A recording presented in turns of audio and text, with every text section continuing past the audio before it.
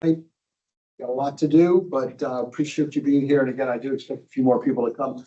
As we do with every DelDOT meeting, we do a overview of safety.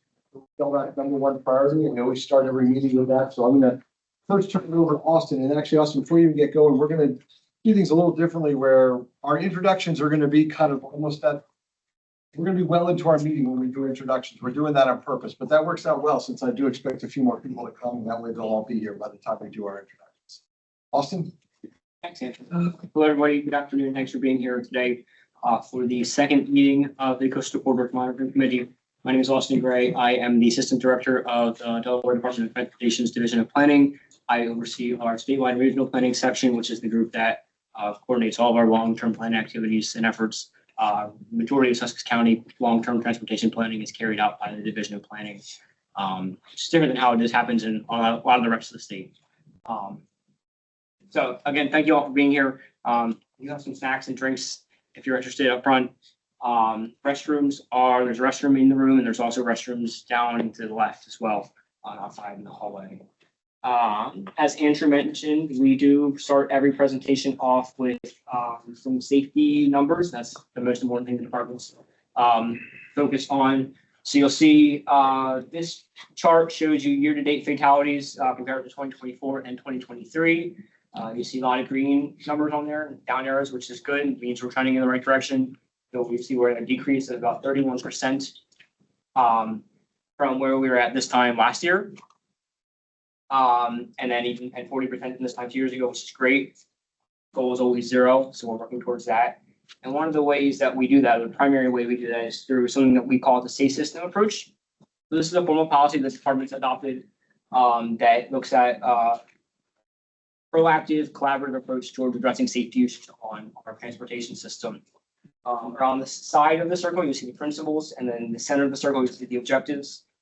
So just to quickly go through them, the principles: death and serious injuries are unacceptable. Humans make mistakes. Humans are vulnerable. Responsibility is shared. Safety is proactive. Redundancy is crucial. And then the objectives in the center: you have safer vehicles, safer speeds, safer land use, safer roads, post-crash care, and safer people. These are all collaborative. So a good example of that is the safer speeds, for example, right? The department's working on making sure that our designs of infrastructure naturally induce speeds that we want people to be going. But things like enforcement are carried out by the state police or the local police, right? So that's a really collaborative effort. Doing like a land use component, the safer land use, that's also a collaborative effort. And I think a role that this group plays, and we'll talk about that a little bit more when we get into purpose and role, and we'll talk about that in a second. But as you all are I'm sure aware, right, the department's responsible for decision making for the transportation infrastructure with input from groups like this, and the local jurisdictions, the counties and municipalities are responsible for land use decisions with input from state agencies that require things for permitting and things like that. So more proof that, you know, everything you see on here is collaborative effort. Nothing happens without input from groups like this. You really see, you know, the role of this group as being an intermediary between that land use and transportation component, and being able to speak to both of those elements and advocate for priorities in both. Certainly, if you have questions about this, there's a lot of great information online. This is a formal policy that the US DOT Federal Highway Administration has had in place for some time, and we're trying to make sure that these aspects are in place with everything that we're doing. Anybody have any questions before we keep going? Okay, so we are in a hybrid format. Again, I'm Andrew Bing. I facilitate the Coastal Corridor Monitoring Committee. But for those of you who are joining us online, if you members of the committee, please feel free to raise your hand, ask questions, get engaged in the conversation and discussion. If you are joining us as a member of the public, we do have you muted for the duration of the meeting. However, you can make a comment at the end of the meeting. We will save time at the end for that. If you do want to make a comment, let us know through the Q&A button that you do want to make a public comment at the end. So our agenda, we got a lot to get through here. I am going to go over the committee purpose. We touched on it last time. I want to reinforce it this time. as well as kind of role of expectations, some examples of how groups like this have been used in other parts of the state and in this part of the state as well, very effectively. We are going to do introductions. We did ask that if there was any kind of an update that you had from your little slice of the world, to let us know. These are brief, 45 seconds. If you get up to a minute, great, but I'm going to be cutting you off very quickly. So these are high-level updates because we just don't have time for detailed ones. We will give everyone a break. We thought that was important. Get another bag of chips. We are going to be focusing on our spotlight topics today, the Transportation Operations Management Plan, as well as the monitoring calendar and resources. We do plan to break up and do some small groups to go over a couple things towards the end and then do a report back. So we got a lot going on here, and we do appreciate you all being here. So, in terms of the purpose of our Coastal Corridors Monitoring Committee, this is the identical slide that I shared with you all last time, for those of you who were here or had a chance. I'm not going to really speak to it. You guys can read it as I'm talking, but these groups are really important, but they really are, the most value we get out of these groups is based on kind of the engagement and the role that you all play in this. I mean, this is a very diverse group in terms of the government officials, business people, institutions, different groups that kind of represent this area. And, we're really looking to you all to play an active role in what happens here. So I'll go on to the next, go on to the next slide, Austin. So, and then go one more. All right, go back. So, a lot of work was done with the Coastal Corridors, first phase of the Coastal Corridors work, report, recommendations. We kind of have a blueprint in there for a lot of things to try to get done. Certainly a lot of work was spent with Bridgeville and Greenwood in developing their, it wasn't a formal group like that, Coastal Corridors, but a lot of work happened to create ideas and so forth. But the next step is really, using Austin's word of collaborative. We're here. We're investing a lot of time and resources to be in this area. It's really up to you all to serve in almost an advocacy role to sort of figure out how can you get different initiatives, different recommendations kind of brought up through and get it into the process. The process of eventually, maybe it's a CTP project or something that gets going. But these things don't just sort of happen on their own. DelDOT's in a lot of different, obviously in every corner of the state, but have different groups in a lot of different places, and people are clamoring for stuff. I'm going to talk about 5 points in a little while, but DelDOT's spent a lot of time, the last better part of almost 10 years in 5 points, developing recommendations. That group has really helped kind of push things through the system, and there's a tremendous amount of investment going on in that area. This is a very unique committee in that most of our groups kind of have I wouldn't say a small footprint, but a more defined footprint than this one. This goes from Maryland line all the way to SR1. I mean, that's a huge area. I mean, Milton all the way to Bridgeville. Other than cars may be going back and forth, I don't know how much interaction Milton and Bridgeville have. Well, in this particular case, there's a lot because we need you all to sort of try to work as a team. Yes, you have your own individual interests, but this is an important area for the state, for DelDOT to focus on, and we're here and we want to see things kind of happening. We're going to try to be the kindling to that. We're going to try to provide a lot of information, a lot of data, kind of get the spark, get your inner survivor here going of starting that that fire with that kindling. But we need you guys to really be the ones that get the flame kind of burning bright here. And so that's my little, Newt Rockney pep talk for this group. But it is, what we're looking for from you. So I'm going to touch on that a little bit more in a second. Our study area, you kind of see up at the top in orange, I mentioned Greenwood, Bridgeville, their community transportation study. We talked about the Coastal Corridor study, which is kind of in the green dotted area. And then, the entire thing that we're working on here, the broader study area, I mentioned all the way from one line all the way to SR1. So a pretty I don't know what that actual mileage is. It's a lot. Andrew's gonna speak for a couple minutes on some of the recommendations that came out. I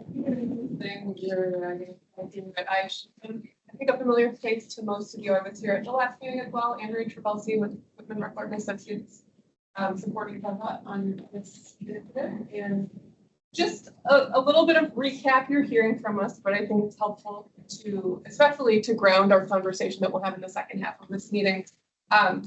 Of course, importance to your role, as Andrew said, are those recommendations. We won't be going through that spreadsheet and the whole list every single meeting, but with the idea that we'll meet roughly twice a year, most likely, we will revisit it, and certainly it's a resource available. In fact, we have some copies here if anyone did not get it last time and wants to, or it's online. But it's just it's a helpful resource to revisit. And when we come together and we talk about updates and we talk about prioritizing and advocating, this is, I think, a primary resource. I'm going to highlight just the different implementation types because you're going to hear a little bit more about them when Austin goes over a few updates about corridor studies that are underway. So we generally, DelDOT organizes recommendations from planning studies in 5 different categories. Gray is a type that would be to conduct the recommendation under existing operations. That would be for programs that DelDOT runs, such as safety or non-motorized transportation, maintenance and operation. So, those tend to be the smaller, in general, recommendations that could move forward under a program. Second type, the blue, would be something that would need a second phase of study. So several of those were part of the original coastal corridor study, such as SR16, for example, or US9. So those are studies that you'll hear about in a moment. Third type would need a more comprehensive kind of funding line item. So that would fall under the capital transportation program. And we have a couple of those, and Austin will share some updates from the current capital transportation program nomination process and update process. And then fourth, monitoring. That one should be especially on your kind of list of, okay, what is it that we as a group here, a monitoring committee, want to be aware of as well, and looking at things year to year and over time periods.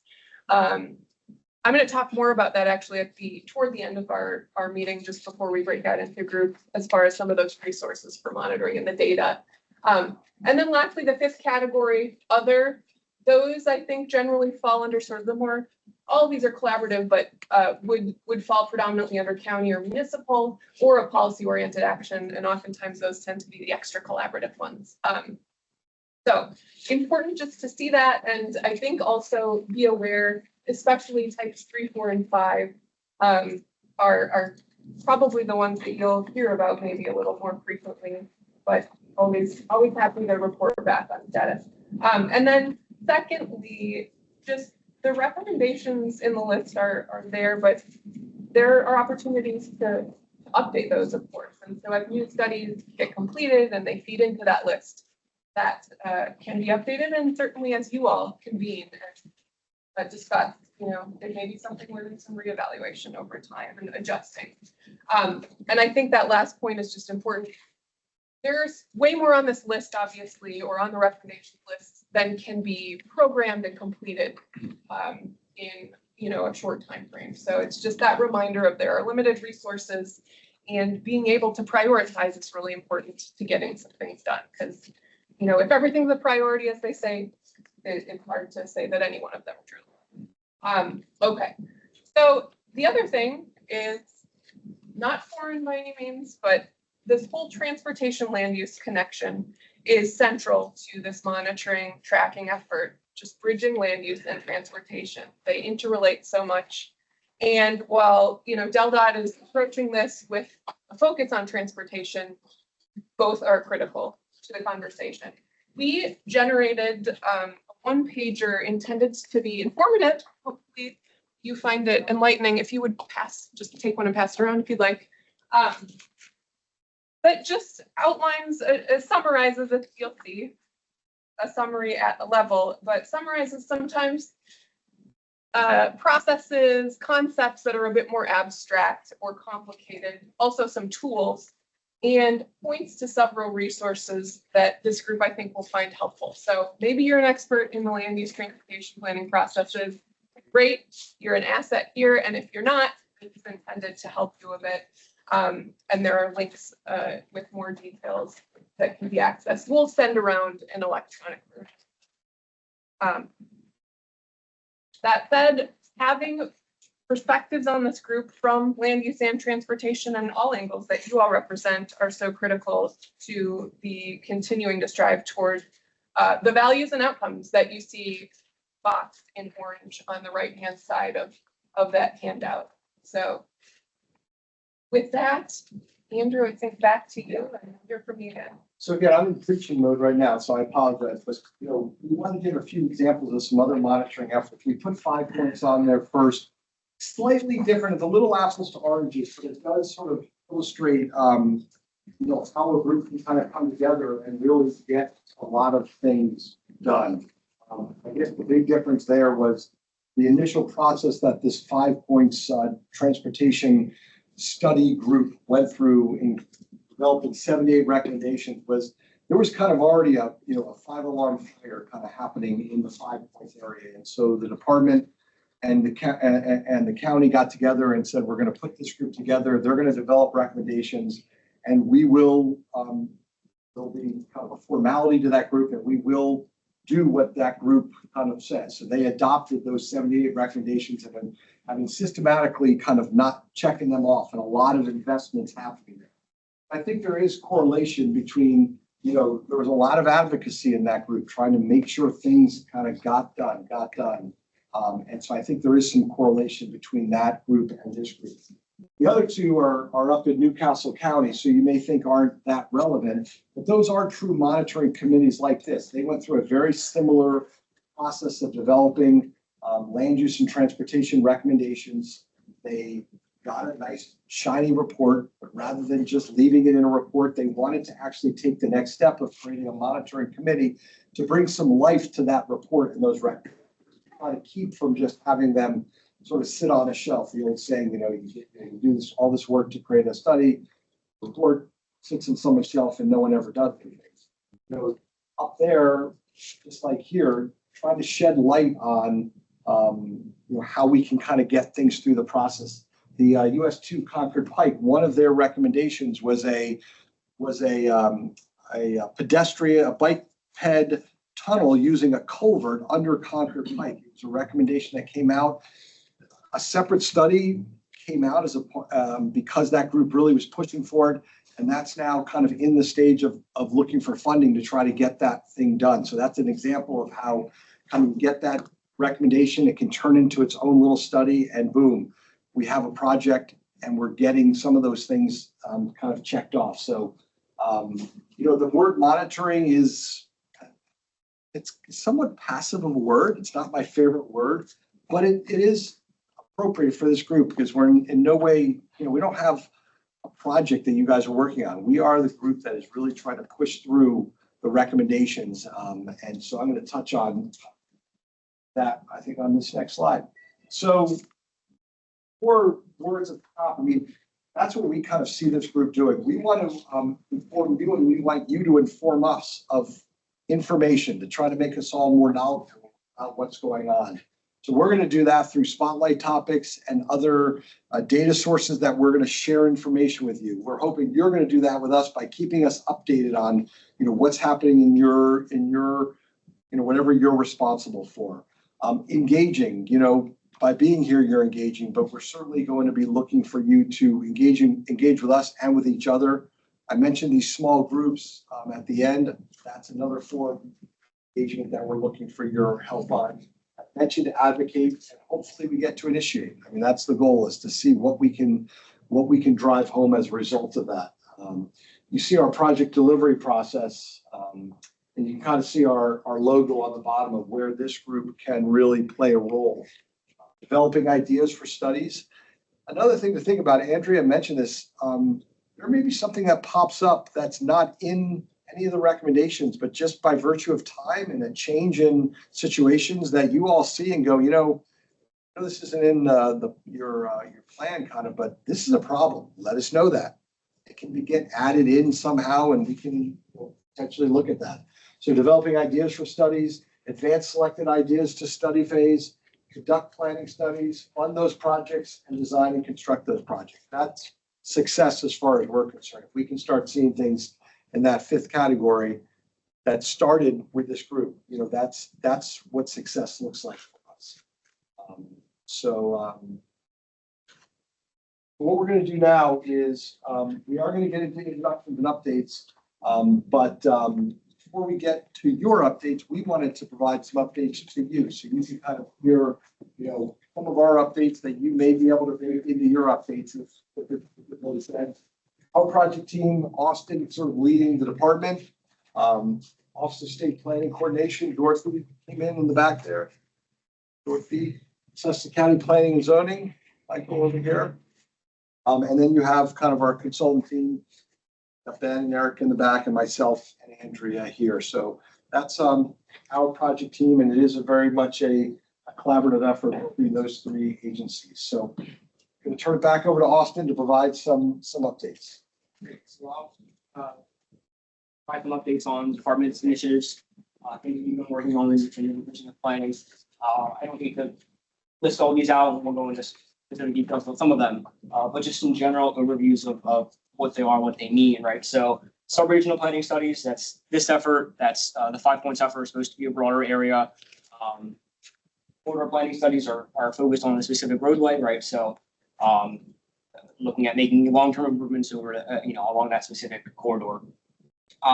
We have safety and sufficiency assessments, which are supposed to be a little bit more of a shorter term type of project, looking at a lot of the technical aspects of a roadway. So things like the geometry and the curvature and things like that. We have community transportation plans, which are in large part intended to feed into a comprehensive plan, identify goals and long-term priorities for communities transportation planning efforts. And then we have transportation improvement districts, which are a way to link more directly transportation and land use through a defined master plan over a period of 20 or so years, usually. Four in Sussex County, Milford, Midlothian, Southeast Milford, TID, Midlothian, TID, Milton, and Roxana. Milford and Midlothian are actually currently operating, so that means that those ones are in place right now, and then Milton and Roxana are still under development, doing modeling and forecasting, and identifying necessary infrastructure improvements that would need to be made. So all great tools. You see a lot's happening. A lot of effort, time, and money is being invested into longer term planning and coordination throughout the county. If you have specific questions, a lot of these are discussed in more detail on the one-page overview that Andrea handed out. There are links to a lot of these different types of projects and studies. And then just to go through a few that we're looking at specifically as a result of the Coastal Corridors report.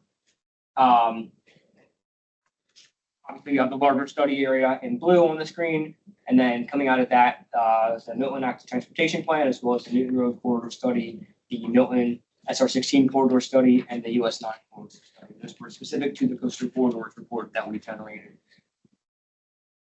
And then just to briefly walk through some of the specifics about each study, right? So the Newton Road Corridor Study is actually wrapping up. Andrew and I spoke to the Georgetown Town Commission last Monday night. And presented the final report on that study. We had an advisory committee, which met 3 times from January through April. We had a workshop in April. And that report is currently online for public comment right now until the 9th of July. These are some of the types of recommendations that came out of that study. So I'm highlighting here those three of the categories you mentioned about specific implementation types. Look on here, they're listed as the 3rd, 4th, and 5th.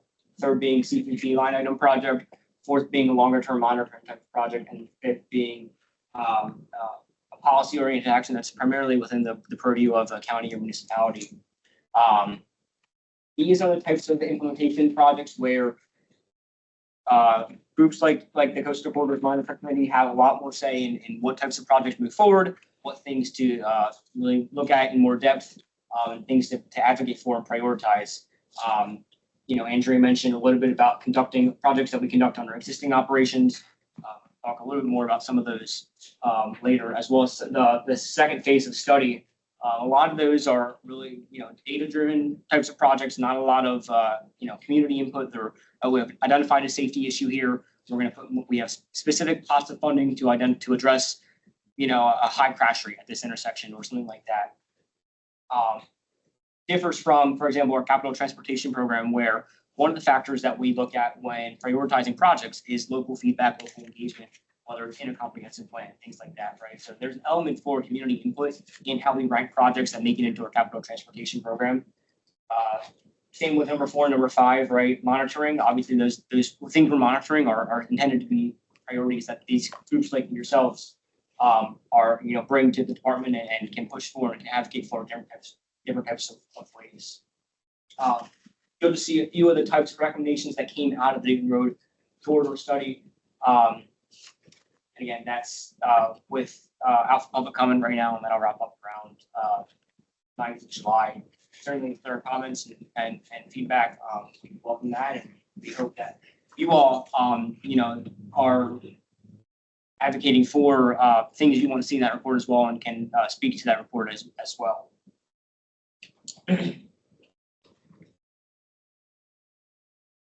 And then going to the Milton studies, right? So we have the active transportation plan. We really looked at making bicycle improvements to the town of Milton. So that project kicked off last year and is wrapping up. And the draft plan is on the project page. That survey is open until looks like tomorrow. So if you have any comments on that one? Sleep on that. They had an extensive public engagement process as well. So we had multiple workshops in conjunction with the next study that I'll talk about with the advisory committee, the Milton Transportation Advisory Group, or the TAG that met multiple times last year and earlier this year. They oversaw the recommendations that came out of that. And then we have the SR16 corridor study. Again, this was the advisory committee for that was overseeing the active transportation plan as well, right? So this group has had multiple meetings last year and earlier this year as well. We had a 5th meeting in April, and then another workshop in May where we kind of looked at the recommendations that were proposed for 16 along Route 16 in the town of Milton. Next steps for that study, so this is a 2-phase study. The first phase looked at recommendations directly in the town of Milton. Next phase to look at we make improvements within Milton all along 16. What are the regional impacts of that? So we're doing a lot of monitoring and data collection right now to understand those impacts. And then analyzing, traffic conditions change, land use conditions change. There are a variety of scenarios and how land use can change. More compact development versus more sprawling types of development. We'll get into more of that in a little bit as well. Understanding what those types of changes could do for travel patterns and just development in general across the region. And then we'll move into the next phase formally in the fall with more TAG meetings and public engagements. And then going to the US 9 study, right? So that study really kicked off earlier this year with the inclusion of a setback analysis, right? Looking at where along the corridor would be the best for types of improvements to be made and what kinds of land needs might be needed along the corridor. We did a lot of forecasting, make sure kind of what I said already, right? Lots of different types of land use scenarios that could be that could come into fruition, right? So more sprawling development patterns, more compact development patterns, understanding what impacts those would have on the transportation system. Over the summer, we'll do, again, similar to the 16 study, more data collection, more monitoring, looking at those land use scenarios in more depth, and then in the fall, kicking off the public engagement process and looking at recommendations that could be made along the board based on the data that we've collected and analyzed in this summer. And with that, I think I will hand it over to Ben to talk more about that scenario process that I mentioned. Thanks, Austin. Yeah, Ben Gruthwitz with WRA. If you remember last time, we did a little bit of a focus highlight on this topic, but just as a reminder, I had walked through kind of our typical forecasting scenarios where we take a standard land use forecast for the area that the Delaware Population Consortium puts out and run it through the travel command model and then get it down to a corridor level model to make recommendations. And in those couple corridor studies, 9 and 16 that Austin was just talking about, and he mentioned land use scenarios, we're kind of adding this additional layer and looking for a broader range of potential future outcomes for the area in these kind of what if scenarios of land use. And what if we go a more sprawling extent than the direction we're heading now? And what if we go into a, yeah, thank you. Okay. What if we go more compact into the future? So that's kind of looking at patterns. We can also look at the dimension of pace and what if growth slows or what if growth increases over time. But generally just giving us a range of outcomes that we can get the transportation impact for. And I think if you forward it here to kind of just explain it a little bit more of sort of one dimension that we can look at when we have 3 different scenarios. So you might have your standard projection that you get from the standard forecast. But again, we're going to have a sprawl scenario, we'll have a compact scenario, and each of them in the network might have different outcomes. So this is just looking at maybe what's over capacity. There could be other measures of accessibility and things like that that we could look at. But you can see any of these dark red spots on the network, fictitious network, show some are present and over capacity in some scenarios, but not in others.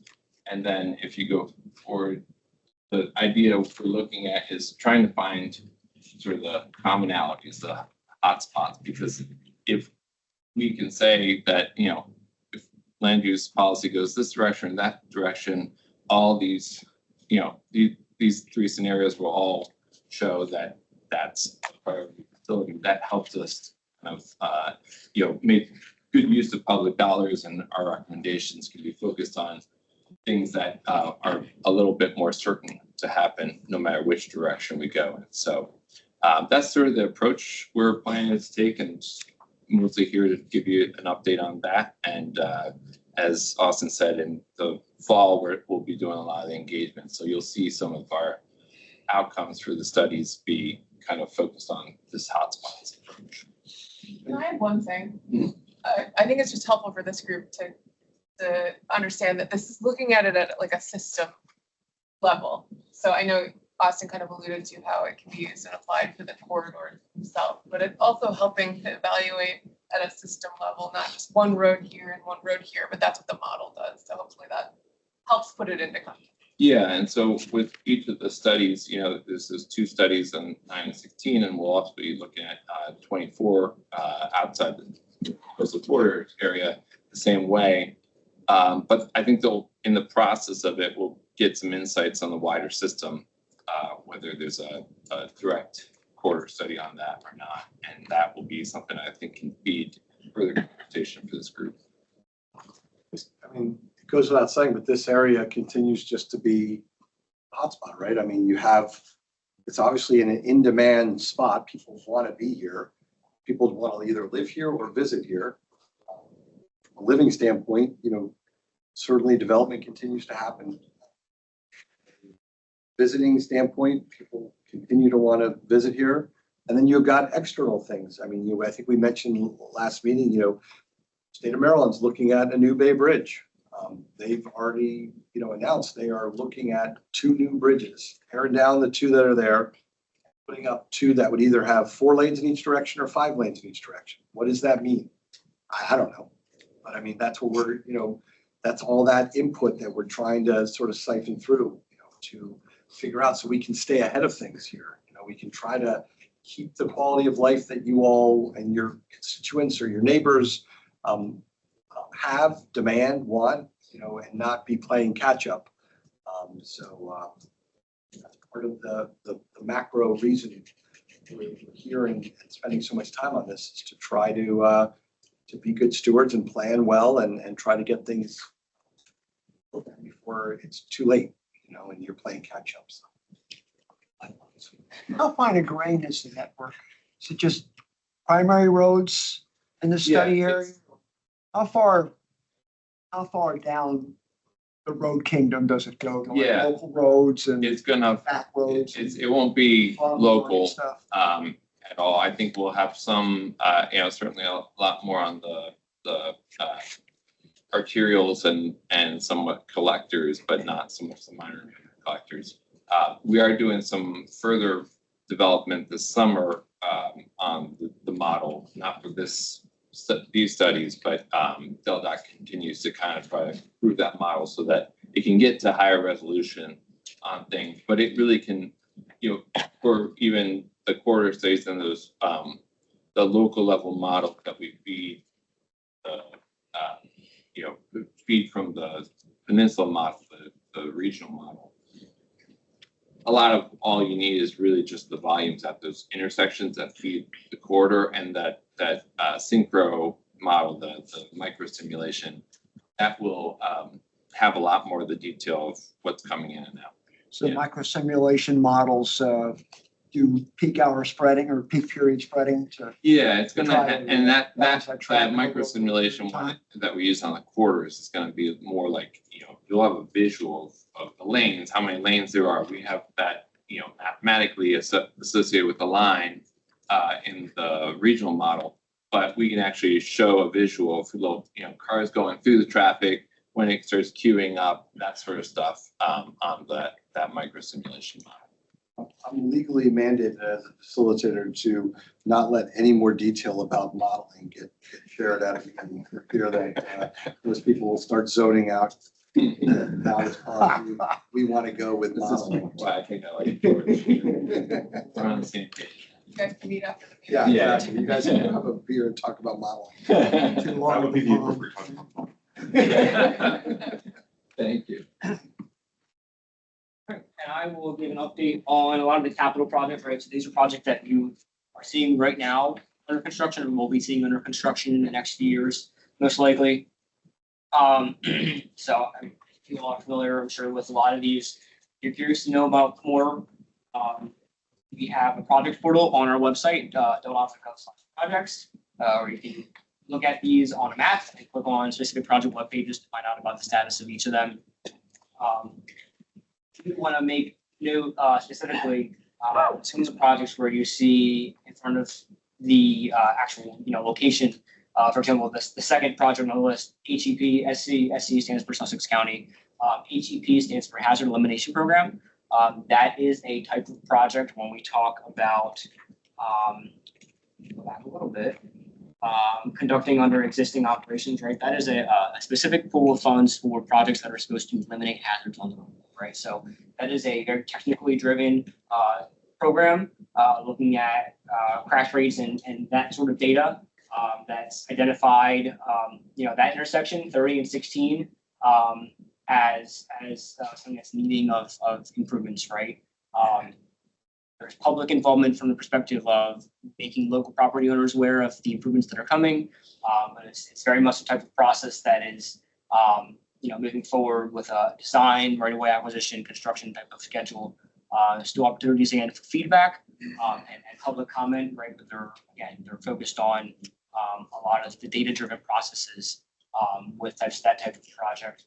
You'll see further down there are projects that a lot of these are projects that are in the Capital Transportation Program, the CTP. Again, that's a process that prioritizes and ranks different types of projects based on one of the factors being local input, community feedback. So a lot of these are in the CTP right now because of feedback from groups like this that have pushed those forward. This is just the status of that on a lot of those. And again, that website does do a good job of keeping that updated and that project statuses are there. And then just talk a little bit more detail about the capital transportation program itself. Like the program is a 25 to 30, fiscal year 25 to 30 program. They're 6-year programs. That is updated every 2 years. So we are currently actually in an update cycle right now. The next capital transportation program will span fiscal year 27 to 32. It takes about 2 years to get the program to do the ranking process, to receive the projects, to do the ranking process, to program the funding, put it through approval by some governor-appointed bodies, and then to send it off to Federal Highway Administration for their approval. The 25 and 30 CTP was just approved in April. We worked on developing that one about 2 years ago, the actual, technical component of that, right? So it takes about 2 years to get a CTP actually formally developed and put into place. So currently we are in the CTP drafting stage of the 27 to 32 CTP. So we've received project nominations from Sussex County and other DelDOT programs, just the Transportation Improvement District program. Those types of projects are being scored and ranked right now for all of these criteria, right? So safety, system operating, multimodal, so on and so forth. We'll be moving forward with the official ranking over the summer. And that will move through a public process. It'll go to the Council on Transportation, that governor-appointed body, to review and approve those projects. And then those will be programmed moving forward. And then that cycle starts all over again in 2 years. We'll do a 29 to 34 CTP and a 31 to 36 CTP. Keep moving forward. Anybody have any questions on the CTP or the types of projects that are under the capital program? I do have one. The state and local priority, the last category there, or criteria there, is that based on an actual documented list or something, or how does Yes. a project bubble up? Sure. So that's a lot of that.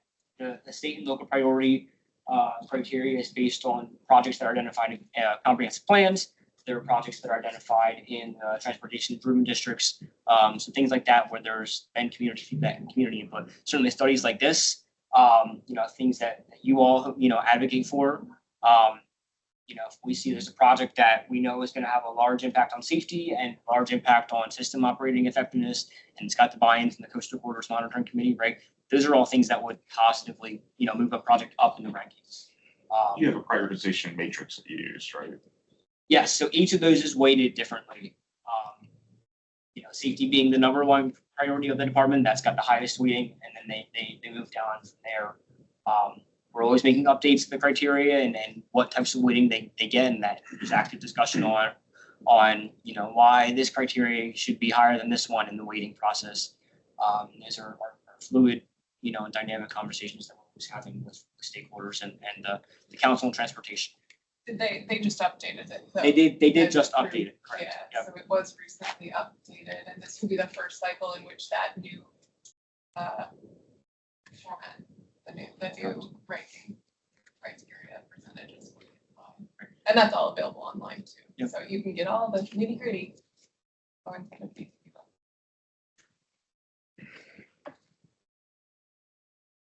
And next, I will turn it over to Dorothy from the Office of State Planning Coordination to give an update on the SSPS. Good evening. So if you're not familiar with strategy, state policies and spending, it is, I'll tell you a little bit of what it is and what it is. It is not a land use document. It is more of an investment document. So obviously the state is going to spend money across the state. But with our limited fiscal resources, we do this every 5 years to determine how and where we're going to spend money. So we're going to spend in level 1, which is, if you look at it, level 1 is around towns, in towns. Level 2 is around towns.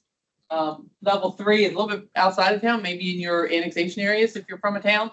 And level 4 is the areas that primarily are your farmland. So obviously in the level 4 areas, we would not want to make major transportation investments unless it's a safety thing. We want to focus our money on farmland preservation, environmental preservation. Obviously in levels 1, we want to focus on the transportation improvements, that type of thing. So we started this in 1999. It is required to be updated every 5 years. So 2025 is an update year. I don't have a lot more to say. We've been working about the last 8 months to get all of the data layers together. So all this is done by data driven. So we've been working to get the data layers together. We now have them together, and I encourage everyone to visit our website, stateplanning.delaware.gov. And we have on that website, we have the 2020 strategy, so you can see what's there now. You can read about the document, figure out what it is. And then we also have an update site. So we have all the layers in a story map, so you can see all the layers that go into the strategy, state policies and spending. We are taking public comment on that right now. So if you see a layer that you think we might be missing, if you don't understand why a layer is in there, please give us a call or make a public comment and we will get back to you on that. Yes. Good question. Sure. One thing that I failed to call out or ask questions about before, this makes sense to me, except for the corridors between, destinations that people want to go to. And so it doesn't really highlight that, yeah, there's going to be spending in level 4 for the purposes of moving people between these areas that are higher investment. So how is that accounted for? So a lot of this goes on the towns and the county's comprehensive plan. So that's a big factor in this and where they want to see growth happening, which I'm sure all of you, probably the first thing you focused on was Route 9. Yes. In the last county comprehensive plan, it was not put in a growth area. Therefore, a lot of Route 9 is level 4 in ours. So we're still working, but there's a lot of people coming on Route 9. A lot of things happening on Route 9. So that's why we update every 5 years, is to see how that happens. And a lot of it also depends on Route 1 is a corridor capacity preservation road. So we are not, DelDOT's not advocating for growth there. We're not advocating for growth there. So we're not saying, we are never saying that we would not spend on safety, but we might limit it to safety over increasing capacity of the road. Does that make sense? It does. It sounds like maybe it was, what I think I'm hearing is maybe it was an oversight not to identify that there would be, level 3 or 2 along some of the corridors, maybe. And again, it's a data-driven process. So what we'll do is we'll put all the data layers on top of each other. And we have data layers that promote growth. We have data layers that promote preservation. And then we'll come up with a scenario. And so I can't give you the range of numbers, but a range is going to be level 4, and then the higher range is going to be level 1. And that's how we get this, the colors that you see there. And again, those data layers include county comprehensive plan, town comprehensive plan, information from DelDOT, all that kind of stuff. So, but again, that's why we look at it every 5 years, because things change quickly. In the last 2 iterations of the county comprehensive plan, Route 9 has not been a concern of theirs, and now all of a sudden it is. And so that's happened. We've seen a lot in the last 5 years. We have a lot of residents who've moved here who've discovered this, and they're saying, oh, well, you shouldn't build anything on Route 9. Well, okay, probably we shouldn't have built most of the developments people moved to if that were also the case. So Exactly. And if you're familiar with our plus process, we do use the strategy, state policies and spending to evaluate new developments. And we do use that level 4 as we would prefer you not build here because it's not where we want to spend money on infrastructure and that type of thing. That's probably a good segue to the next slide. And both of you feel free to chime in if you want. But so the county has undertaken this land use reform working group. How many people here are just familiar with that group that's going on? Okay, great. I mean that's good. So I happen to be involved in that, so I'm giving the update on that. We do have like Sussex County here who can add to it or whatever. But the charge of that group is to come up with recommendations to provide to the county council to try to make development work better in the county. Like what can be done to try to improve that process and to try to make it work better for everyone in Sussex County. So right now we're probably about halfway through that.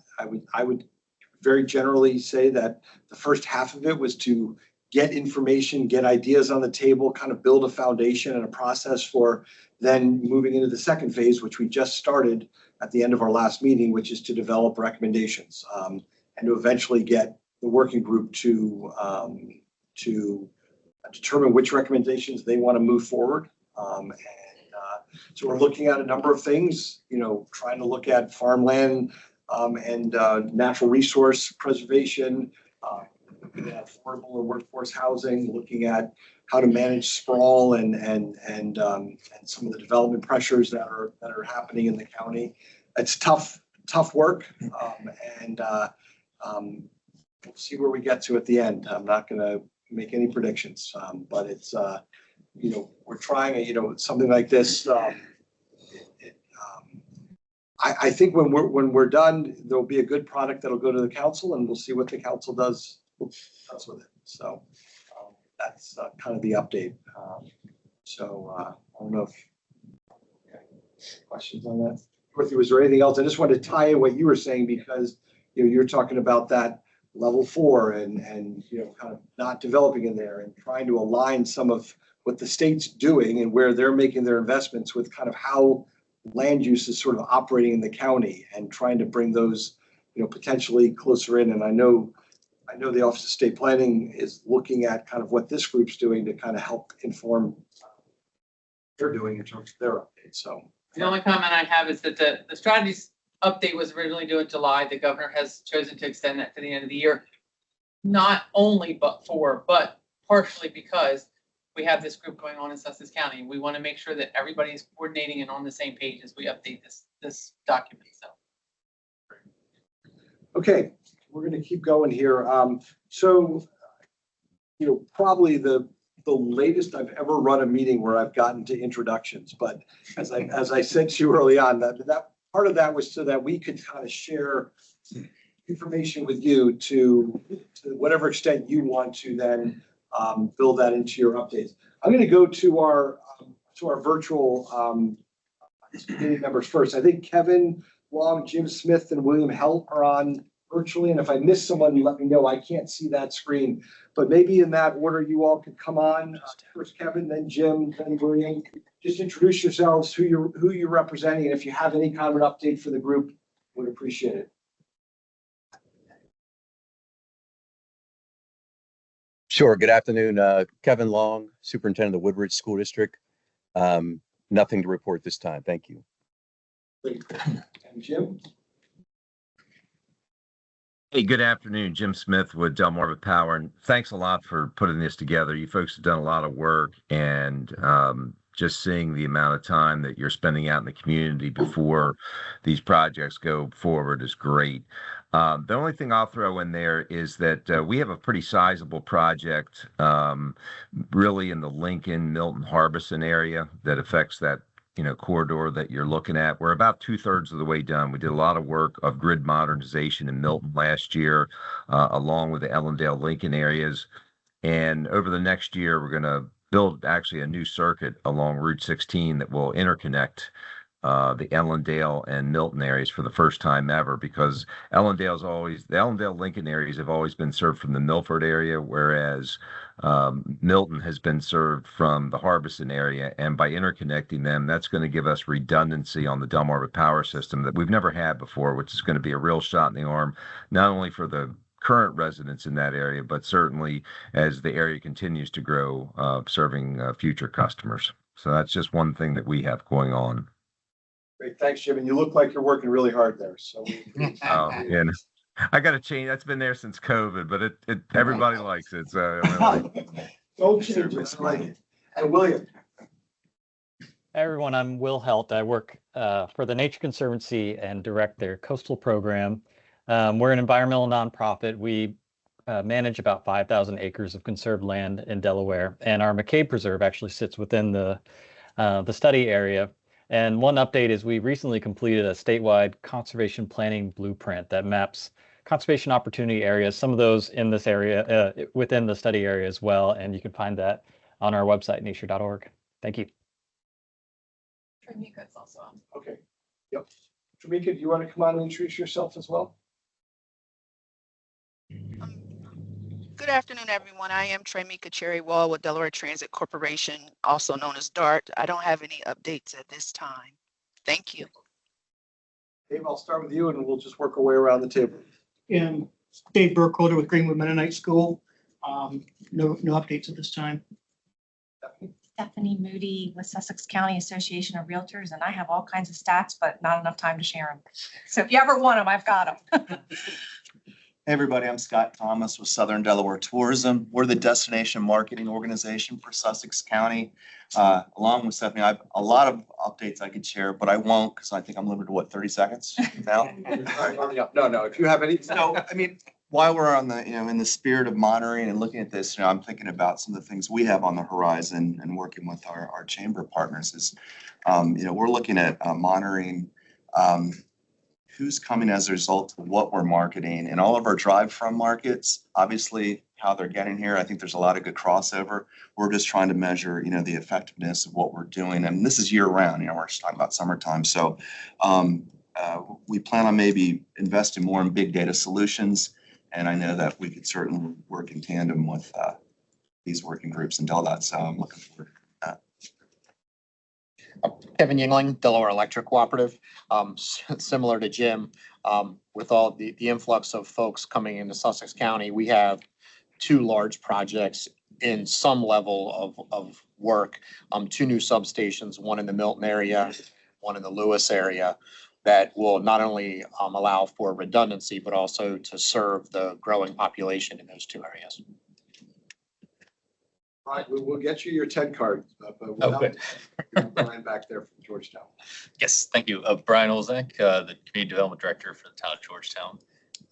So we actually worked with Austin and the Rossi Group to have a second public meeting. It was at the end of April for the Georgetown Bike and Pedestrian Improvements Plan. The final part of that is being presented at our town council meeting next Monday. And of course, we're just eagerly awaiting the completion of the Georgetown Lewis Trail. I'm more connected to Georgetown. Thanks, Brian. Kayla Atkins with the town of Ellendale. Kayla, speak a little. I know the microphones are good in here, but I want to make sure everyone can hear you online. Okay, Kayla Atkins with Ellendale. The one thing we've seen lately, I know we have 2 projects that are pending that are affecting the Route 16 and 113 improvements. They should be with you guys now. We're waiting for them to go through you guys. The second thing is there's a new concern on 16 due to the growth of development on North and South Old State Road and 16. There has been a hazard of accidents lately. There's been 2 recently that is concerning because of the influx of developments and people moving. There's going to be a lot more traffic turning in and out of that intersection. It's also a backup detour when accidents happen on 113. They cut through there. So that's one concern we have lately, but that's about it. Brian Reynolds from Milton Fire Department. Just an update. We had a fatal accident 2 weeks ago in the corridor, so it's right there in your face. Keep reading from Delaware Farm Those Bureau. are not the updates we'd like to get. Thank you for sharing it with us. I'm Steve Breeding from Delaware Farm Bureau. Sussex County President, we don't really have any updates. George Cardwell, representing town of Milton. We're initiating our comp plan update. So the work that's being done in 16 hopefully informs that process. Development projects are moving along through the pipeline. The 2 projects of any note that are right at 16 Route 5 intersection are slowing down so they can develop, final agreements with DelDOT based on cost sharing of improvements at that intersection. That's basically it. Okay, thanks. Next. Cliff Grunstra with Delmarva Central Railroad, and now the Maryland and Delaware Railroad as well. I guess that would be an update. We recently purchased that railroad, so now we operate all the freight railroads on the Eastern Shore. One thing you may be aware of, I'm not totally sure if you are, as far as updates related to this study. In the next year or 2, it's likely that Mount Dare is going to build the largest feed mill on the Eastern Shore at the corner of, I think it's 13 and Newton Road in Bridgeville. So you may be plugged in. I think, that DelDOT's obviously aware of it, but that will have an impact on traffic in that area. It's going to be a significant investment. Last but not least. Scott Collins, I'm Planning and Zoning Commissioner, Sussex County.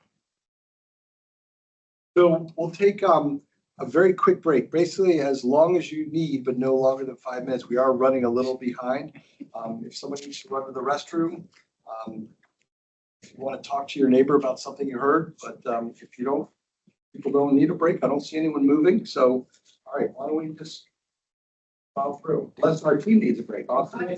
I feel like I saw a few. Let's take a few minutes. All right. And so come up and grab a soda, grab a bag of chips if you At least a want. quick 2 minutes. Take a stretch break and we'll get into our spotlight topics and the remainder of our agenda. I think everyone was just waiting for you to stop. Oh. What's the stop? Yeah. Get it though. You want to fill the air. No, I just, I want to read the room. I read it wrong. I hope I do a better job. Just did there.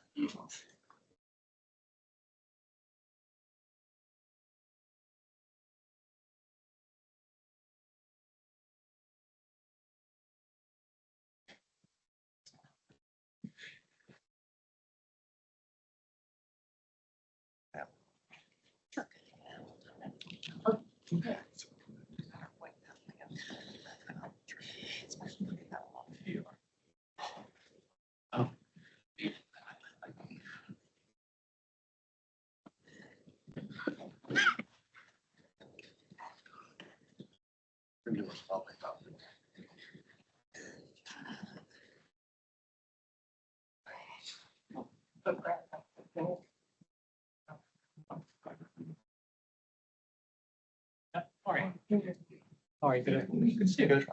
Just keep on.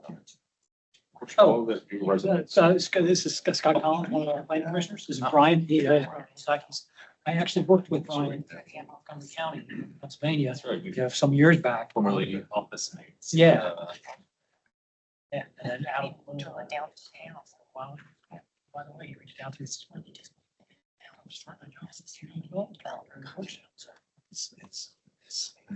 You stumble on that opportunity.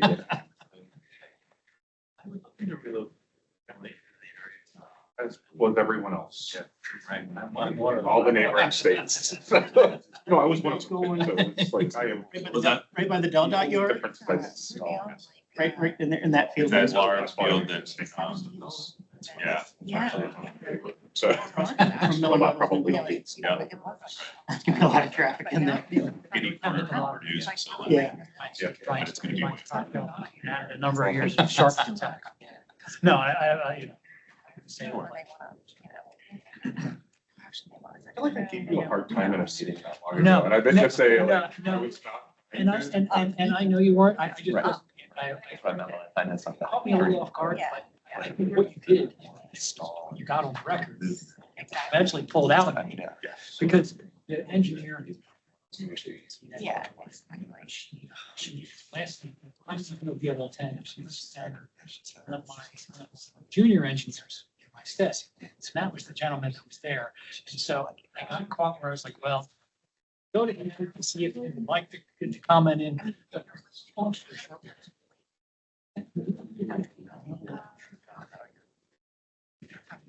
So, and that's why I didn't. I actually feel like you're put on record. What is the worst possible scenario that could have been built here? Because people do not understand by rights. There's a lot that's allowed. There's another 200. Yes. Right, and so, and they're worth all things like pocket parks. Yeah. Nice copious buffering. Yes, yes, it all sounds much better than. No, and you know, Yeah. so, no, but this guy- that's fine.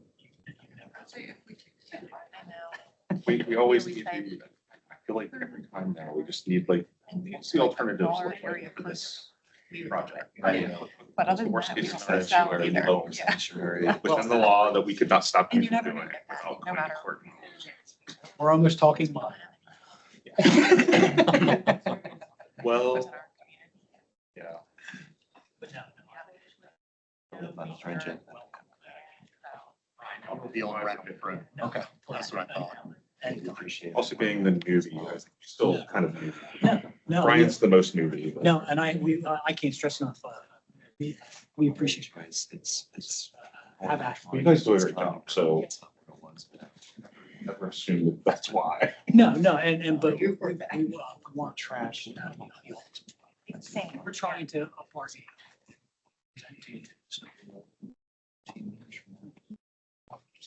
Our problem.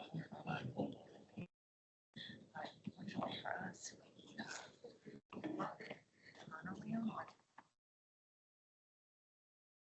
we, process of the model.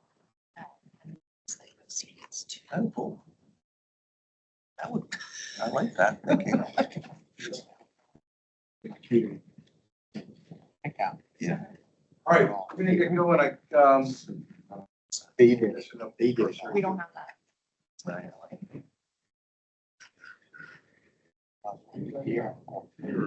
Step out.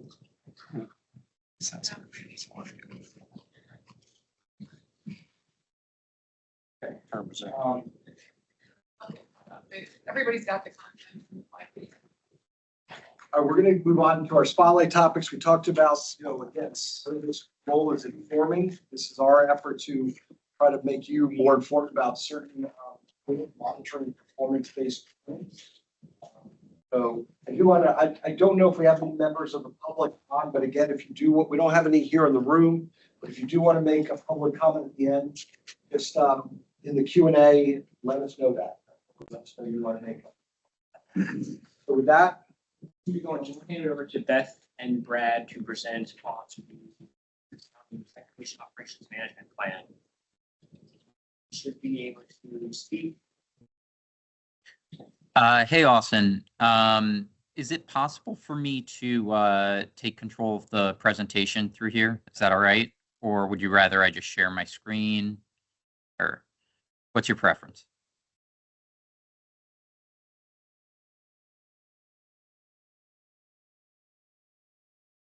All right, you should be able to, you have control now. Awesome. All right.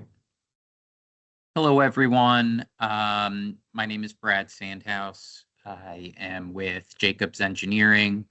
We work with our lovely partners at DelDOT, in particular, Assistant Director Beth Hermansader, on the Transportation Operations Management Plans. The TOMPs, as we call them, are DelDOT's way of looking at operations on a countywide level and capturing where there are delays and where there may be opportunities for near-term, mid-term, long-term improvements. So today, we will be giving a brief overview. I could certainly talk about this program for hours and hours, but we're going to try and give you guys an overview of what to expect from the Sussex TOMP, which is being published in the coming weeks. So we'll be going over some of the goals of the program and the report, what our approach is to analyzing operations conditions throughout each county, how we go about selecting and evaluating the focus areas or hotspots, and then how we go about our process of developing recommendations and incorporating recommendations from other plans. And then finally, some next steps for the program to keep an eye out for.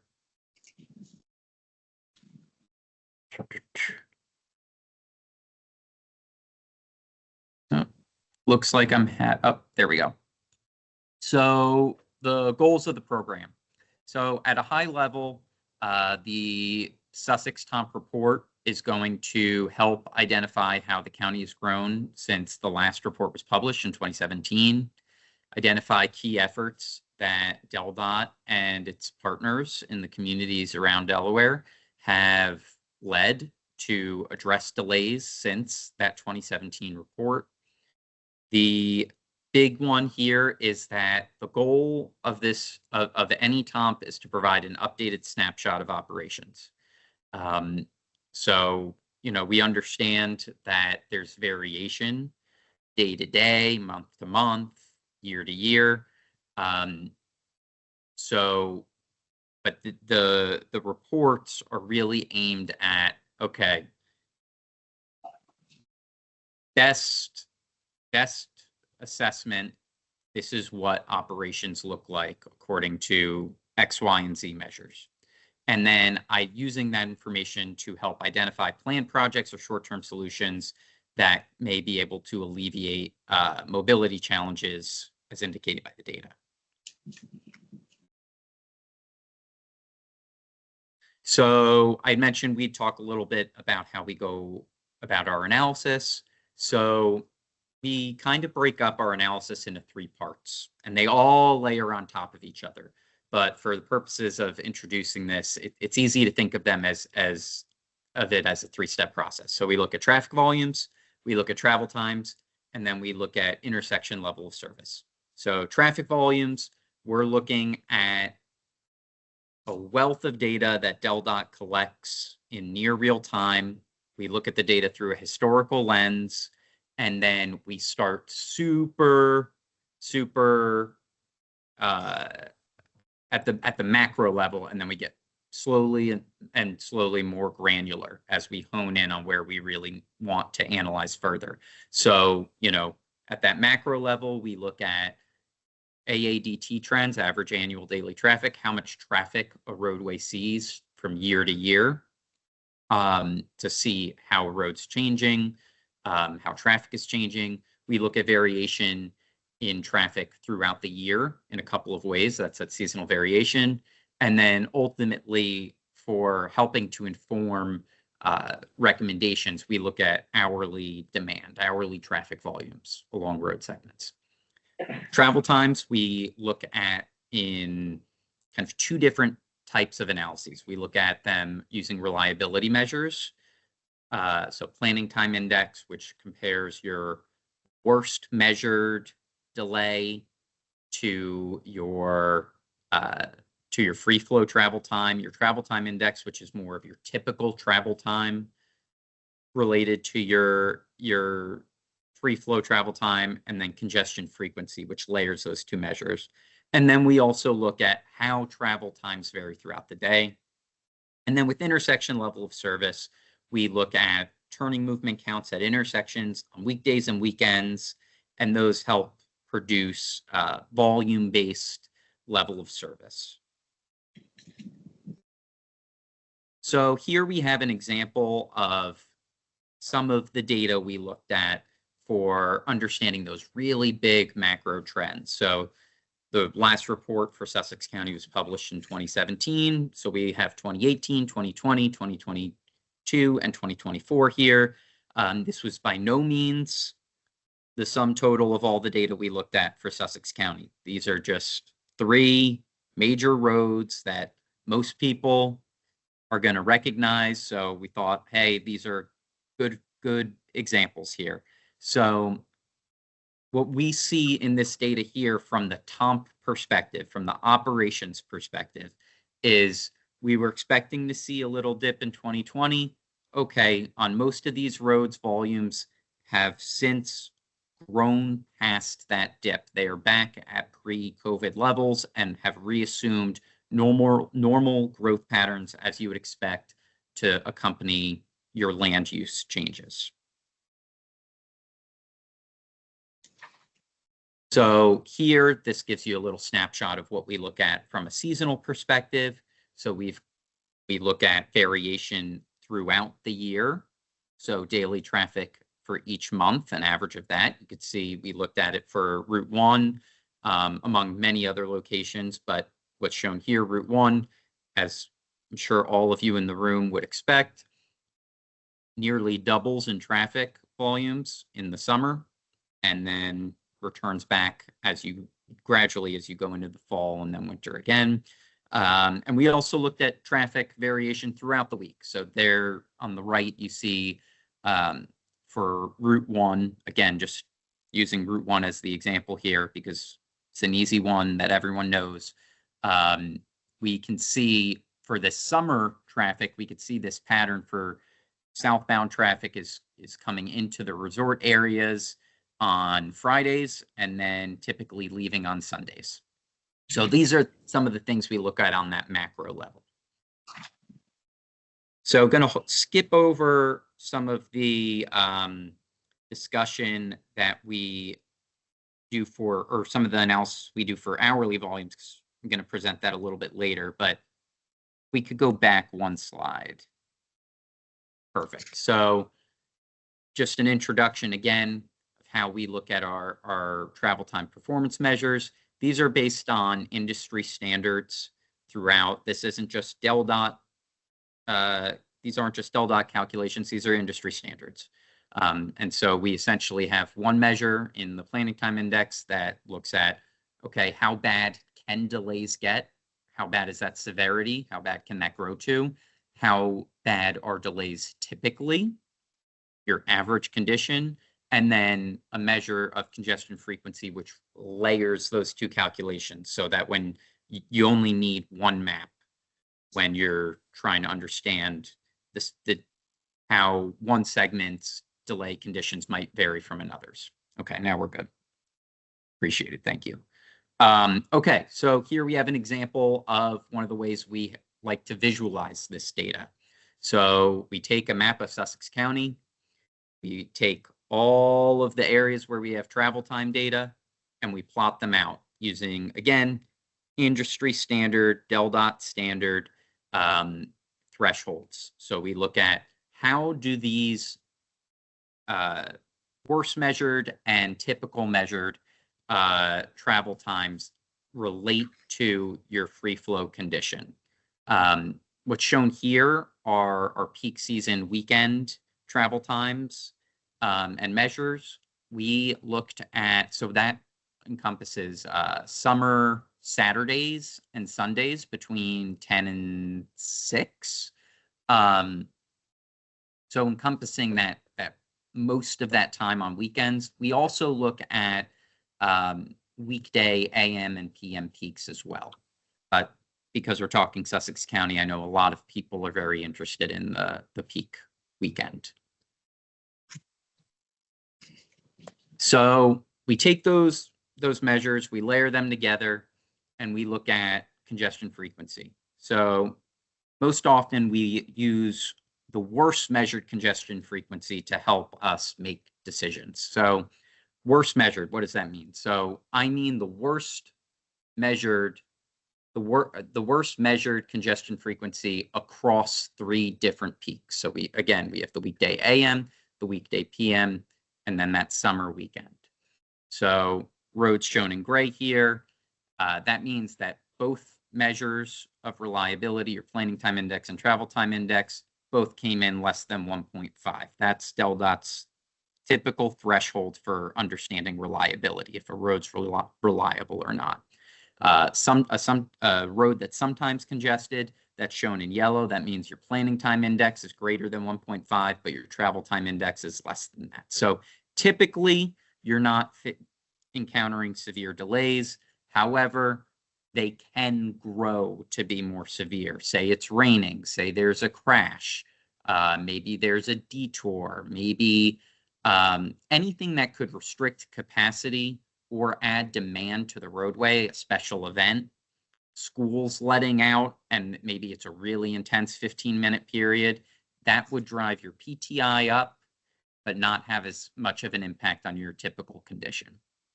And then a consistently congested road shown in red, those are the road segments where the travel time data indicated that your typical condition is having delays that are above 1.5 times the free flow speed, free flow travel time. Okay, so we take all of that travel time data, we take all that volume data, we're still missing a piece. We need to understand how operations are or how intersections are performing at the operational level. And so we assess using intersection level of service. So for this particular TOMP, we looked at weekday AM, weekday PM, and summer weekend counts where they were available.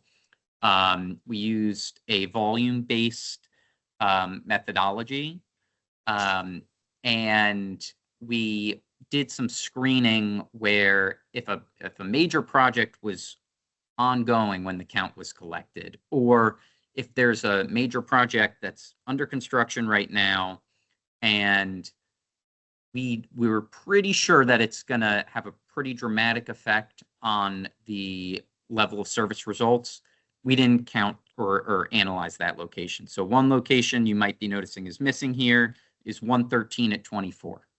We know that people get delayed there, but there are a number of planned projects, and the Millsboro bypass is in the works right now, is under construction. And so the project team felt, DelDOT felt, Jacobs felt, we're not going to analyze that location because the Millsboro bypass, once it's completed, we'll get a much better read on how operations are going to be moving forward if we do that analysis after that project's completed. All right, so that kind of takes us through how we go about that data-driven approach to assessing operations. So then we have to say, okay, where are we going to look at developing improvements?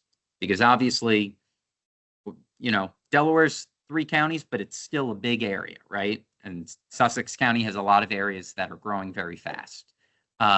So we layer those travel time reliability measures and the intersection level of service information. And what we see is this map on the left. And then we use that to help feed, okay, where are the areas that we need to hone in on? So for this particular TOMP, we identified Milford, the Route 1 at Route 16 focus area B, that's carried over to show from the last TOMP to show that the Route 1 and Route 16 grade separated interchange is being completed there. We've got the Rehoboth Beach area along Route 1, Bethany Beach along Route 26, Fenwick along 54, the general Millsboro area, but mostly focused on 113, Route 24, the Georgetown area, mostly focused on 113, but we did consider Route 9 there, knowing that it is very quickly growing, and then US 13 through Bridgeville, Seaford, and Laurel. I know I'm coming up on my time here. I'm going a little long, so I'll do my best to keep the rest of this tight here. But so that takes us through, okay, we've got our focus areas. What are the things we consider? What was that? Got to keep you very, very quickly here on these last few. Yep. So what are the things we consider when developing recommendations? We consider what the key road is, what the controlling intersections are, how the data shows that traffic varies throughout the week and during the year and a typical summer week. And then we categorize recommendations into, hey, this project was completed since data collection started, so there's already an improvement there.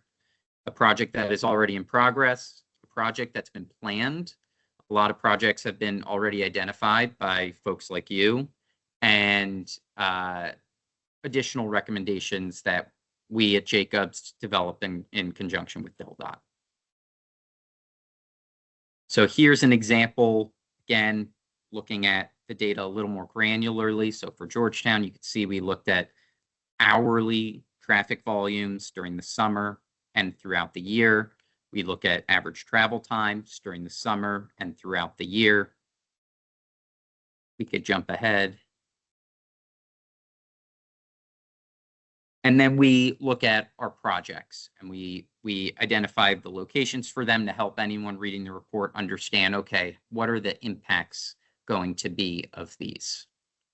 So you could see for Georgetown, because there was already so much completed, in progress, or planned, there really weren't many opportunities for those quick, short-term, efficient projects to be recommended in addition. Although I know that you folks are doing a lot of great work at projecting out what might be needed longer term. So looking ahead, we are in the process of incorporating feedback from DelDOT stakeholders. Again, we are aiming to publish the report in the next couple weeks. We will be integrating the report into an online hub that I'm sure Beth and Austin will be excited to share with everyone once it's live. And we'll be working with DelDOT to help integrate the findings of the TOMP into other efforts, such as those by the Coastal Corridors Monitoring Committee. We will be following up with a mid-cycle data update in the next year or so. So I am looking forward to that, and hopefully I'll have the same lovely opportunity to come and present some of that information to you guys then as well. Thanks. Thanks, Brad. That was a great segue, and I will be quick going through other monitoring resources, but that gave us a good deep dive into one resource that, obviously is informative to the transportation system and more broadly community goals. So just to reiterate, this comes from the report that we published last year as part of the Coastal Corridors study, and TOMP is one of these resources, monitoring resources. There are others, and I'm going to just highlight them very quickly. You can go find more, but we will talk a bit about these when we're not going to break out into small groups. Andrew says it'll save us time, so we're going to keep it as a big group discussion, which is great. We just want to be sure people are engaged. And I know you will. But so, these monitoring resources vary, and some of them, as Brad said, come standard through programs, and they come in a cycle. And so just to kind of feature a little bit about timing, this is that project to delivery process that Andrew went over that you saw earlier. And you can see how that process lines up with some of the things that Austin mentioned in terms of planning studies and the capital transportation program being formulated. So I won't go into all the detail. If you have questions, we will happily answer them. But you can just see how over time, Austin mentioned the capital transportation program nominations were received, and now we're kind of moving from Q2 to Q3 of this calendar year. And so the program is being drafted. So you can see where there are best opportunities to leverage data, work together, and then inform what the priorities are. You've seen this before, I won't go into it, and Brad did a great job of highlighting travel time reliability and congestion as one transportation metric. There are many others, and part of our conversation today, we're asking you questions to help us inform us. What are the important metrics that would make sense to come back to this group based on your priorities as organization stakeholder groups and as a community broadly, to reflect in materials periodically as we revisit and meet with you. And then same goes for the next slide with land use, the land use side. And I have reiterated, I think pretty well, the importance of land use despite DelDOT's focus on transportation. They are so clearly interrelated. And this is just another highlight from the report of the Coastal Corridors study. And Dorothy has shared before some of the resources last meeting that Austin State Planning produces in terms of offering statuses. I was happy to hear from folks here about other resources that they're working on, big data. Scott, that's interesting, I know, to folks. So yeah, glad to be hearing that kind of stuff, and definitely continue to collaborate and coordinate. This is much, many more of these programs or reports listed on the left here that DelDOT and others work on, and I'm not going to go through all of them, but just to highlight a few, and then of course I've kind of lined them up in a similar way with a calendar look to see, okay, if the TOMP is just being updated for Sussex County this year, and there's going to be a process or midterm update in the coming years, and then over time further updates, it just helps this group kind of know, okay, we should be looking at that metric again, because year over year, as things change, those are the indicators to you all and us. Okay, that's kind of going in a different direction than we want to see it. What should we be doing about that? How is our plan functioning for the needs that we're seeing now? So to highlight a few, Office of State Planning annual report, that's certainly one that you saw the previous slide. There's information available pretty regularly. Hazard elimination program and safety related data, also a great resource focusing on important performance measure. The statewide freight plan, I'll mention that in just a second because I have a specific slide that's very timely and some of you are probably already aware of it. And then Transportation Improvement District Program, we've heard a little bit about that and where we're getting to be. That has an update period of every 5 years. There's a dashboard about that you might find interesting and helpful. It actually shows some interesting metrics there. So it's kind of matching this all up, or layering things and bringing it back to tell a story about what's going on over time and what should we be taking away from it, and how collectively with you we flag those things that are important, concerning, needs, opportunities. And lastly, the Corridor Capacity Preservation Program is also a program, and I think it was mentioned, 113 and SR1, all corridors in that program that's really focused on safety, but preserving roadway capacity where the opportunities exist and planning for that. So again, happy to answer more questions, but that also periodically is updated. So finally, the last thing I'm gonna do before we break out into facilitated conversation as a big group is just the statewide freight plan. That update is updated every 4 years as required by the federal government administration. You see here the last one, which was done in 2022.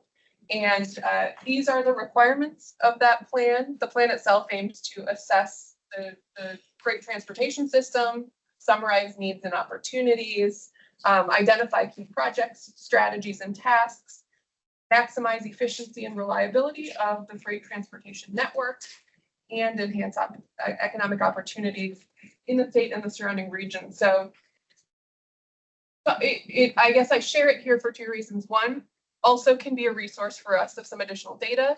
There are certainly roadways to Cliffs Point, Newton Road, a corridor that we would expect more freight. And so to have that information to complement qualitative information, you get the quantitative, is helpful. And so we will be looking to this and probably sharing some updates again with you as we see more of that come out specific to your study area. I also wanted to encourage anyone who feels like they touch the freight topic to get in touch with me or Austin, because as that gets kicked off, we do want to be connecting with stakeholders.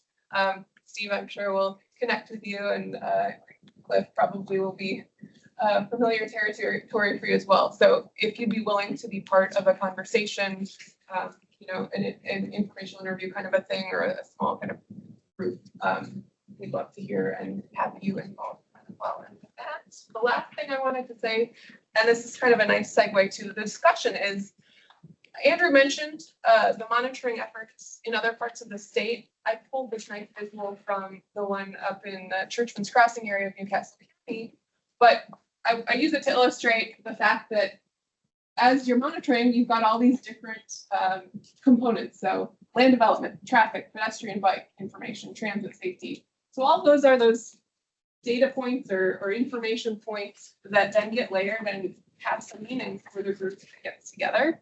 And so they use this online tool. It's a story map built on some GIS geographic kind of software that allows some interactive mapping. And so just to leave this conversation with, that is something of sort of periodic reporting, and doing it in this way may be something that we could consider. And I think we'd love to hear feedback as we continue with today's meeting and conversation. So with that. Yeah, so I think we just decided to call an audible, keep everyone sort of at one spot. That'll allow us to spend more time in discussion and less time having to get back to do a report out so that people can hear what everyone else said. You'll be able to hear it. And a bonus is that for Kevin, Jim, William, Tramika, you all get to participate in this conversation, because we were going to have you email your comments into one of our team members, and then sort of have to report out, hear what you had to say, but everyone can kind of participate. So a lot of information today, some of it, hopefully most of it useful and helpful. But I'm going to kind of go through these three questions. We'll spend a little bit of time on each one. And it's really trying to hear how, at the heart of everything we're doing here is, how can we help you all? How can you all help us, but how can we help you? So you can read it up there. I'll read it. Important role of this monitoring committee is to provide insight and feedback on community priorities, especially as related to transportation. What transportation related issues are most important to your organization? So, getting right at the heart of it, go around the room. I'm not gonna just call on everyone, but, just speak up and, what do you guys think are the most important transportation issues that you're facing or that you'd like to see addressed or, If I can start. Yeah, go. So I spoke about it a little bit the last time we had our meeting, but, we've seen the urban crawl and creep, encroach kind of on areas that typically are kind of reserved for industrial purposes along the rail corridor. And when that happens and that, usable land that's next to the railroad gets turned into a community or housing or something like that, it takes away the opportunity for that to become a business to provide jobs for all the people who want to move down here. So something I've been kind of talking to folks about for a long time is there some sort of mechanism that we can put in place along the rail corridor to do like industrial land preservation, similar to like we do for farming land preservation, just along the rail corridor? Because that's where you want the industry to be located anyways. Plus, you guys would lose your minds if you saw how many calls I get from people who bought a house next to the railroad and just, why is the train so loud? Why is the train honking so loud? It's like that. It's unending and everything. House next to a railroad. And I've got calls at 3 a.m. over and over and over. Nice. And so it just makes sense to separate the railroad specifically from, housing and communities. And those houses and communities that are growing are going to need jobs, and the railroad, provides a good mechanism for that. So there's some way we can look at doing that. That's the biggest thing. Others? I was going to say that Mount Air example, so the project's a perfect example, what you were talking about earlier. Yep. I talked to Rob Ryder when we got out here in 2017, and he put that in the comp plan to make it industrial, and here you go. Anyone else? I was just going to say, a lot, but just for brevity's sake, like, in the resort regions of the county, alternative transportation, I know DelDOT along with others have taken a lot of large steps with transit stations and all that, but just, we're getting into a lot of, bike, multi-mode, I guess more opportunities there and access, but also too, the water. And, I've talked to, we have so many people coming in here, visiting that it's leading to, not only congestion, but parking, but we want to be able to move people around and keep businesses rolling and growing. But, we're reaching a critical point where more alternative, measures are going to have to be looked at. And I'm talking 10, 15 years, 20. I'm not talking about next year, but we have to start looking at this more seriously. So that's kind of what's just for starters. Yeah. I would say that design of 16th through Milton, just speaking parochially, Yeah. I think you make the same comments probably as well, Greenwood and Ellendale, is the fact that these may not be the main streets in all three of these towns, but it's the major conveyor of traffic in all three of these towns. And so at the same time, it's where, in Milton's case, is where most of our commercial development occurs. And being able to connect the rest of the town to that commercial development by some other means besides an automobile, if it's possible, should certainly be part of, the design of these areas. Looking at the 1630 intersection over time and seeing how that could be designed to divert traffic that really doesn't have an origin or destination in Milton. It's just trying to get through Milton and using 30 more for that purpose, because the land out there is still in larger parcels, and so access control is a lot easier to obtain. And design of that road can still be made compatible with how that land use farming does evolve along.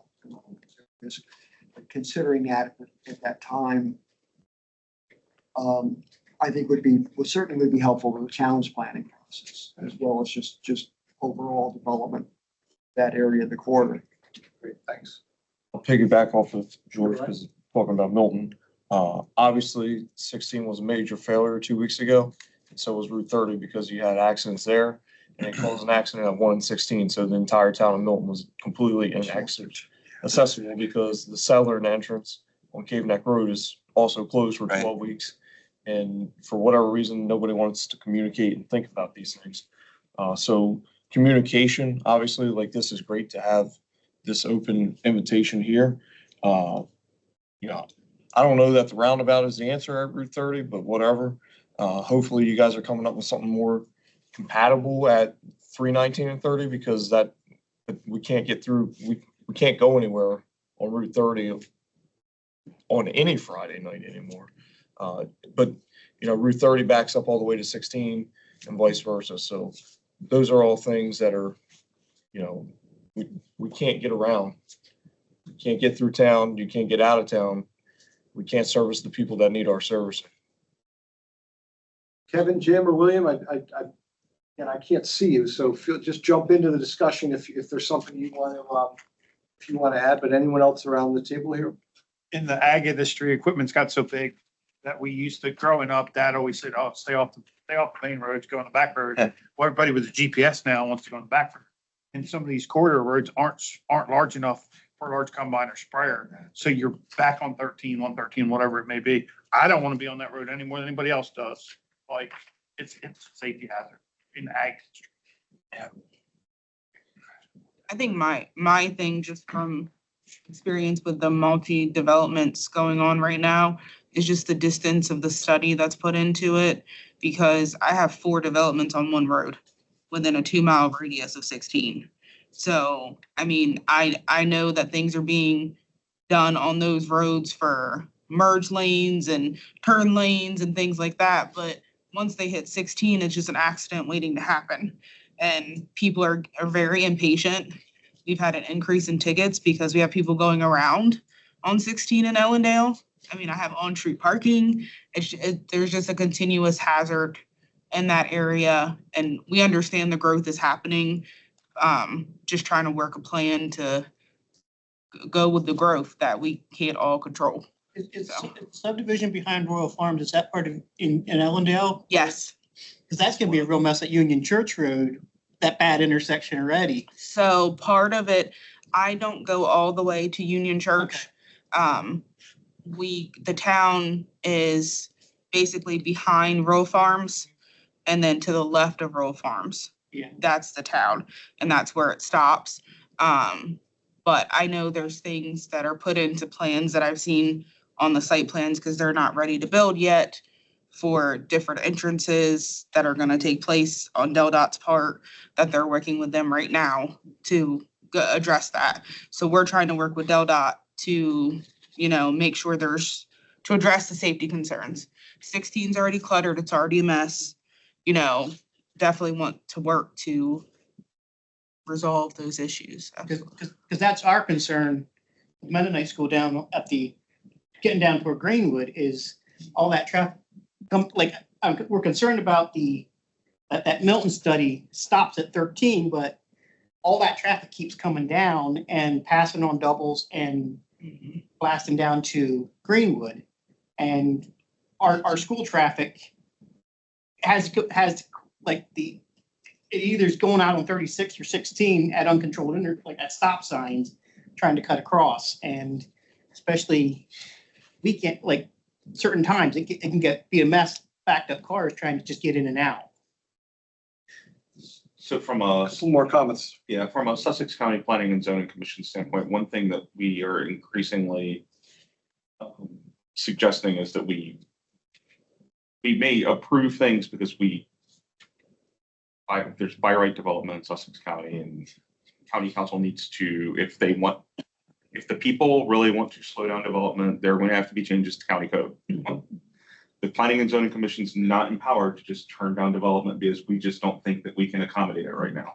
However, for a lot of developments, we may be able to impose conditions that require sequencing development, phasing it with DelDOT improvements that might defer that development until road capacity is available. So if we can partner together more closely to make sure that when assessments are done of new developments, maybe part of that assessment is this is the date when we could accommodate this, rather than, so like give us a target date so we could build it into the conditions of approval, potentially something that we could put out there that is clear to citizens that DelDOT and the Planning and Zoning Commission and the Planning and Zoning Department are actually responsive to these concerns. We're not ignoring them. We have to work with the tools that we have available. Okay. Yeah, anyone want to add to any of that before we move forward? This is Jim Smith from Delmarva. I would just interject too. I mean, a lot of talk about planning and coordination, and I would just give some kudos to DelDOT, honestly, from a purely a utility infrastructure coordination process. DelDOT has been very proactive for a number of years, and that's everything from electric, water, sewer, gas, communications, you name it, particularly as the development has occurred on secondary and tertiary roads that, certainly couldn't handle, the traffic that, you folks are dealing with now, with the development. And so we're always in regular coordination, with your various teams, whether it's the local or the, not only for our utility projects to meet, electrical demand in a new community, new development, but, on the flip side, we're trying to keep pace with your capital transportation projects, and we can always do better. But I do give kudos to the department, the agency, for having regular interaction and communication on utility infrastructure. Thanks, Jim. So the next two questions, I'm going to just do them together, and whichever one you want to respond to, if either, feel free. But what land use or transportation information would help your organization make better, more informed decisions? What data, if you will, or what information is really critical to you all to make any decisions you make, and hopefully better decisions. And then at the same time, they kind of go hand in hand a little bit. What do you think can make this monitoring committee most effective and therefore useful to you, to your organization, to your community, to whatever? What can we be doing in our time that we have here, whether it's a meeting or what we can be doing in between meetings to really help you all? Because at the heart of it, that's why we're doing this. We're trying to make this area better, make better decisions, help you all make better decisions. What can this group do to help advance that? So either question. Is this, we're only 2 meetings into this, but are you finding this helpful? Are you finding pieces of it helpful? Maybe not everything we do is helpful to each person here in the room, but are you finding enough that it makes it valuable for you? And if it's not, what do you want to see us doing to help bring more value to you and your organization? I'll take a stab at starting it anyway. I think for the town's planning effort, land use planning effort, or just overall comprehensive planning effort, just having a better understanding about what the state of this transportation improvement district is and how that's feeding into the CTP process. And will that alter topics that are already in the CTP? Because we're making land use recommendations to the elected officials. It should be based on what we think is going to be either existing or coming capacity changes or just design changes. May not necessarily be capacity as much as safety, frankly, all of which would show up in the CTP. But just having a better understanding of how that works together and what it takes, especially with this TID, just to move it down to finally getting it signed, because I think the town signed off on it 4 years ago. It's still sort of out there, and limbo land. And, you know, time marches on as far as projects are concerned. I was just gonna say, I think DelDOT's actually doing an incredible job of reaching out and engaging the community in the last few years. Much more so than I think is recognized by the general public. One area maybe that could be an opportunity for improvement that would help citizens understand more about what DelDOT's doing and how you're making decisions, to engage a little bit more. And I hate suggesting this, because people can go to your website and find everything they need to. But does the state have a social media presence that it should be, you know, promoting more? Like you see articles from the Cape Gazette that have, and this is true for us as well, for planning and zoning decisions. An article is written and it conveys a set of information, probably leaves out some things that are details, likes to spur a little interest and, you know, get clicks for the particular media outlet that might be reporting something. But what's not there is the answers to all the questions that people have. And so I have found myself occasionally, here's a link to the place at DelDOT where you can find out everything you need about this project. Is anybody, you know, actively managing the social presence for DelDOT? I know we have a large social media presence. I don't know how much content such as like these meetings, I don't know how much of that is captured. A lot of it is, you know, there's a crash on this road, so, you know, a snowstorm and these roads were plowing and things like that. It's more reactive, not project-based updates. Certainly, I think, you know, that's a good thing to take back to our community relations team is updates on meetings like this. I think it would raise confidence of citizens that you're actually being responsive to input. They just need to figure out how they come to the table to give input, and for whatever reason, can't find the DelDOT.gov website. I don't understand it, but it seems to be a problem. A follow-up. So Sorry. did you get one of the transportation land use one pagers that we get? So that was kind of in the spirit of what you're saying. We're trying to kind of get some of that proactively out, abstract concepts and kind of complex processes, which I know you're familiar with the land use planning side. But yeah, that would be helpful to know too. And I think that's something that ultimately, you know, we're trying to get some of that type of thing out that speaks a little bit more of the lay language and gives people Awesome. Thank you. helpful feedback. Yeah. Anything else? And just to piggyback off of what you said earlier, like the general population doesn't understand planning and zoning rules. They don't understand DelDOT's rules.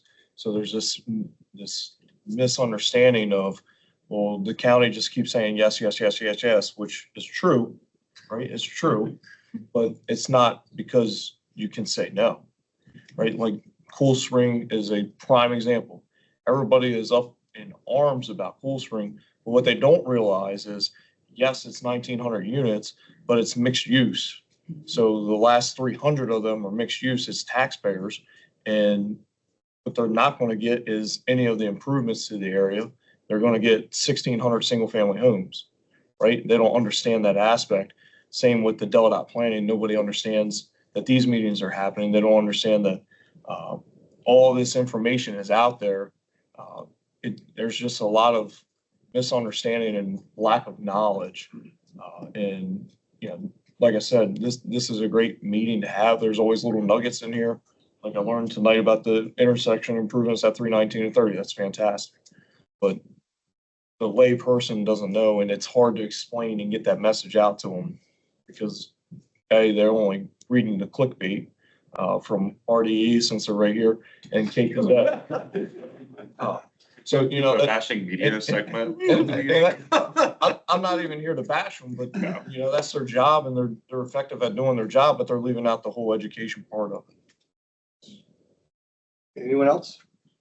I was just going to echo that. I mean, one of the reasons I participate in this is to learn what's going on, what's coming because of the developments that are going in places like Ellendale. Well, those are going to be more affordable, but people aren't going to want to move there if they don't know that they can get to where they need to go to work. And so if I can educate our realtors like, hey, you know, these improvements are happening and it is, you know, it's a good process and the roads aren't all bad. So I get making it easier for them to understand. I echo that. Well, I would encourage you all, and obviously those who are online, if after this meeting, if other ideas come to you, I mean, we have certain goals that we want to achieve through these meetings.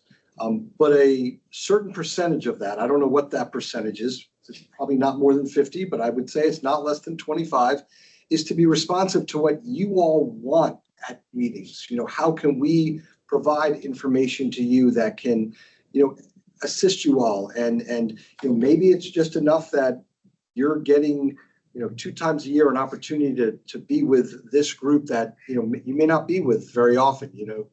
Towns meeting with school districts and farming community and play, all this, very different types of conversation. Maybe that's enough, but if there's presentations you want us to give, if there's something that you think would help you all, let us know.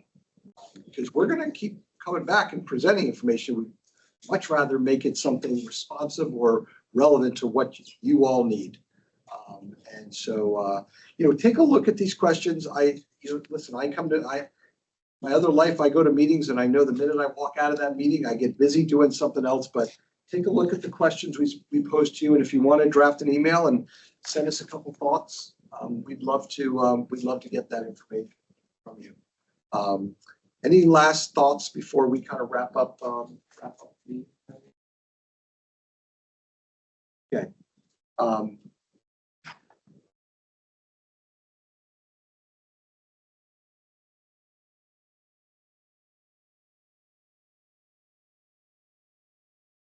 Sandra, you want me to go?